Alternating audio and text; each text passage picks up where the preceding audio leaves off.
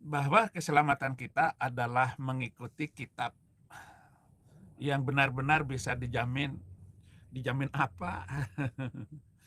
Buka mata, buka telinga, buka hati, lihat apa yang terjadi di muka bumi ini.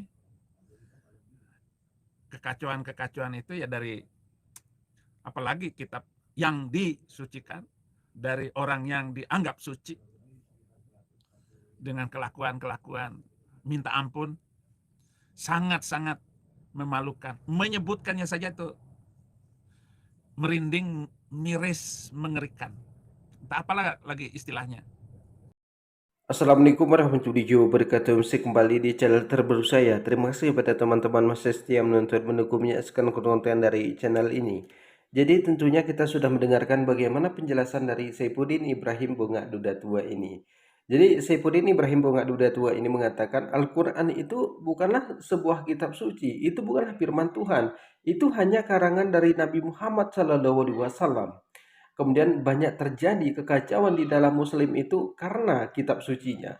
Lalu kita di sini beralih bagaimana dengan kitab suci Saifuddin Ibrahim.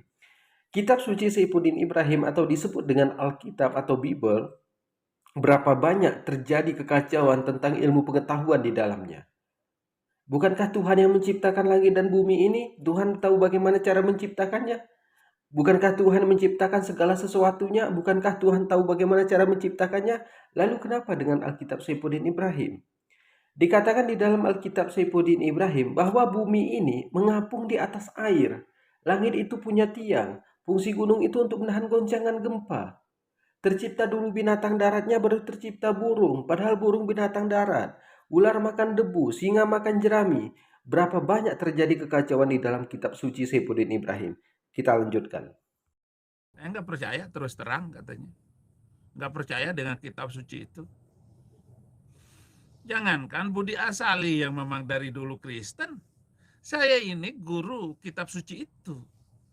Guru tafsirnya lagi. Bukan guru pengantar kitab suci saya. Guru yang mengajar menafsirkan isi dari kitab suci itu.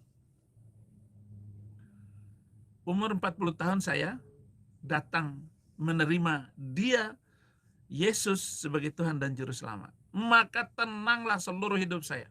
Tenanglah kehidupan saya dan tenanglah hati saya yang bergejolak tentang kitab suci itu dan ajaran pendiri agama itu. Saya tinggalkan, dan satu-satunya jalan untuk hidup tenang hanya dengan meninggalkan kitab itu.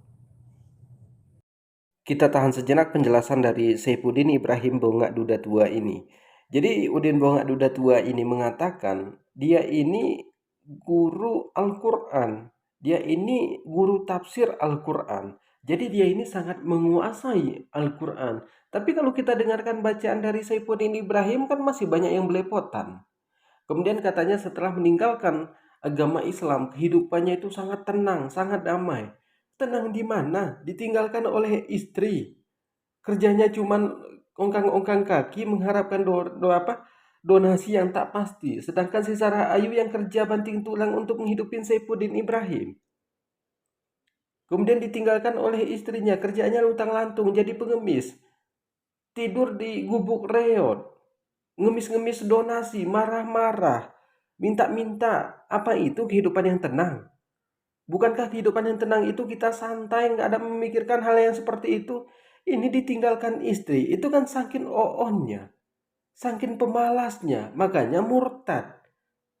Nah, jadi kita dengarkan selanjutnya. Satu-satunya cara saya harus meninggalkan keyakinan itu untuk mendapatkan kehidupan yang damai.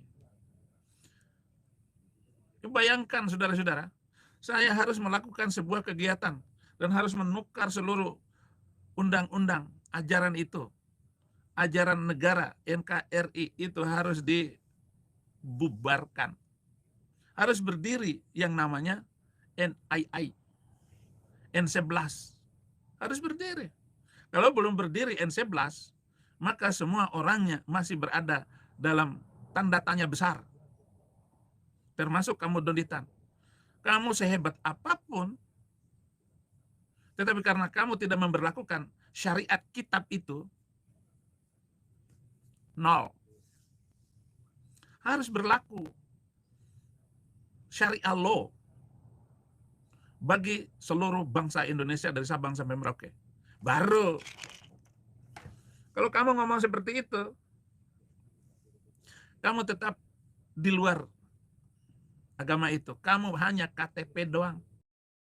Ini namanya entah mana lubang burit, entah mana lubang mulut. Jadi kita nggak tahu kalau di Saifuddin Ibrahim ini. Karena kalau kita lihat antara lubang burit sama lubang mulutnya sama aja.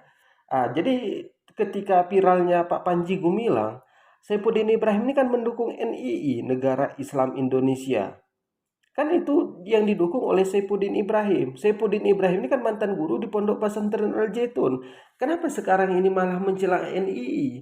Kalau kami sama sekali memang tidak pernah mendukung NII, Negara Islam Indonesia. Gara-gara itu dipenjarakan Pak Panji Gumilang. Membentuk NII, Negara Islam Indonesia. Bukankah Saifuddin Ibrahim itu lama jadi pembantunya Pak Panji Gumilang di Pondok Pesantren Al Zaitun? Lalu kenapa dibilang kami itu yang mau membentuk NII itu? NII itu dibentuk orang kecil. Hanya segerombolan orang. Dan orang muslim itu menolak NII. Negara Islam Indonesia ini. Jadi Saifuddin Ibrahim ini kalau mau mencari donasi atau mau mencari simpati kepada perempuan karena nggak ada istri, yang bagus dikit lah.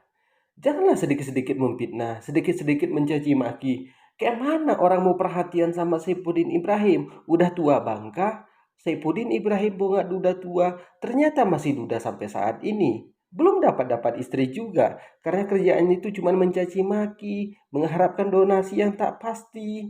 Kan itu cuma kerjaan Saifuddin Ibrahim.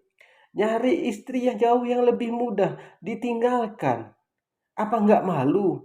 Atau memang sudah terong itu nggak berfungsi lagi? Jadi kepada teman-teman di sini bukan kita ngomong kasar terhadap Saifuddin Ibrahim ini, tapi kalau kita melihat wajah Saifuddin Ibrahim, ini yang mana lubang mulut, yang mana lubang burit, kita yang nggak tahu. Jadi kepada teman-teman di sini, terima kasih. Assalamualaikum warahmatullahi wabarakatuh.